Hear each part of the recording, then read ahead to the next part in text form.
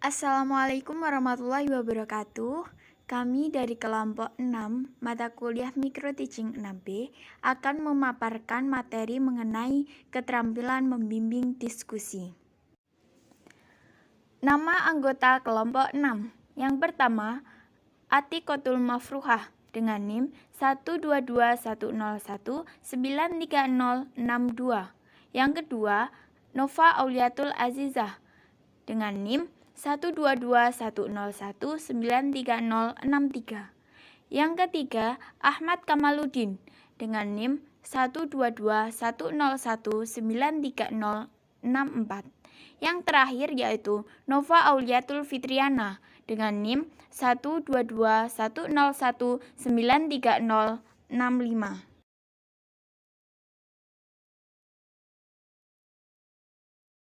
Konsep keterampilan membimbing diskusi. Keterampilan membimbing diskusi kelompok merupakan suatu keterampilan yang harus dimiliki oleh seorang guru dalam membina dan mengarahkan siswanya dalam diskusi berlangsung. Diskusi kelompok tersebut bertujuan untuk memecahkan masalah bersama yang dilakukan secara teratur dan tatap muka guna untuk berbagi pengalaman, pengetahuan di antaranya siswanya. Komponen-komponen keterampilan membimbing diskusi. Yang pertama, memusatkan perhatian siswa. Yang kedua, memperluas masalah. Yang ketiga, menganalisis pandangan siswa. Yang keempat, meningkatkan usulan siswa. Yang kelima, menyebarkan kesempatan berpartisipasi. Dan yang terakhir, yang keenam, yaitu menutup diskusi.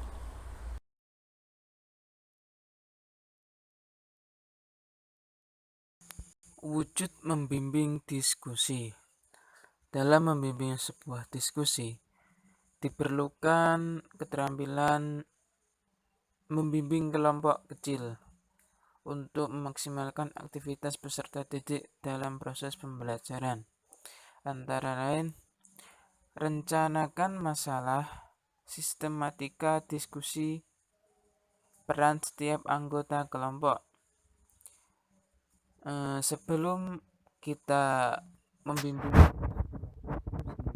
kita sampaikan, kita harus merencanakan beberapa hal yang diperlukan. Selanjutnya, memperhatikan interaksi saat diskusi berlangsung.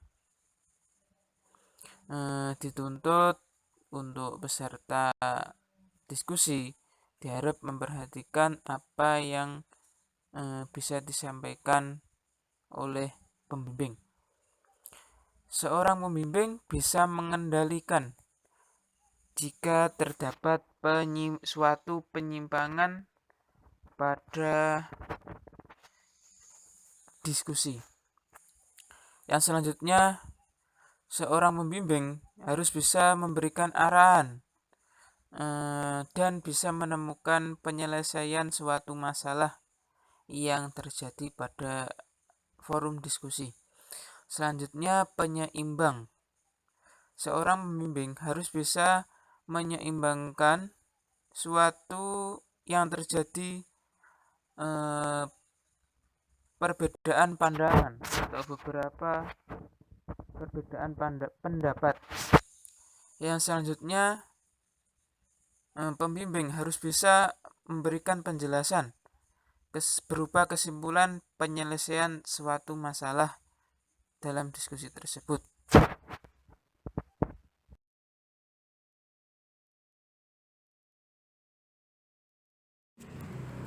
Prinsip penggunaan keterampilan membimbing diskusi.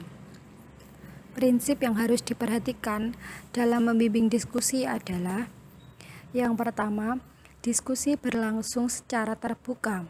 Kedua, perencanaan dan persiapan dilakukan secara matang. 3. Pemilihan topik diskusi yang relevan. 4.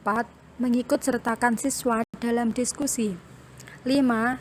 Dalam diskusi tidak asal bicara, melainkan topik pembicaraan sudah terstruktur. 6. Rencanakan diskusi dengan sistematis.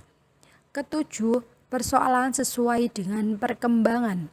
8. Memberikan kepercayaan kepada siswa. 9. Merangsang siswa dalam pikiran. 10. Perilaku sopan dan hormat.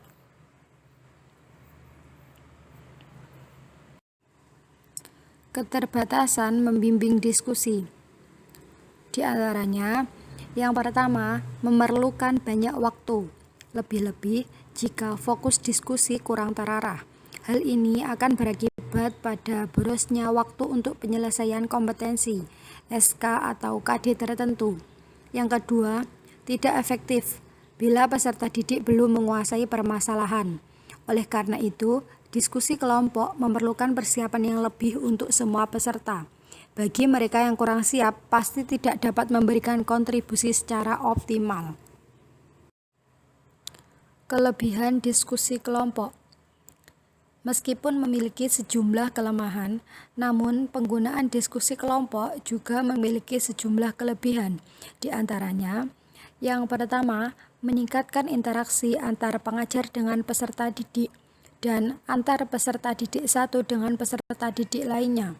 Yang kedua, semua anggota kelompok ikut bertanggung jawab atas keputusan yang diambil. 3. Meningkatkan rasa saling pengertian antar individu dalam satu kelompok maupun antar kelompok.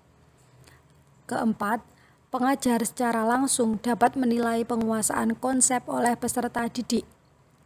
Dan yang terakhir, dapat melihat kepekaan serta reaksi peserta didik terhadap ide-ide baru. Di toko besi ada kayu tertata. Kayu dilem sangat melekat. Beginilah presentasi materi kita. Silakan ambil yang bermanfaat. Sekian, wassalamualaikum warahmatullahi wabarakatuh.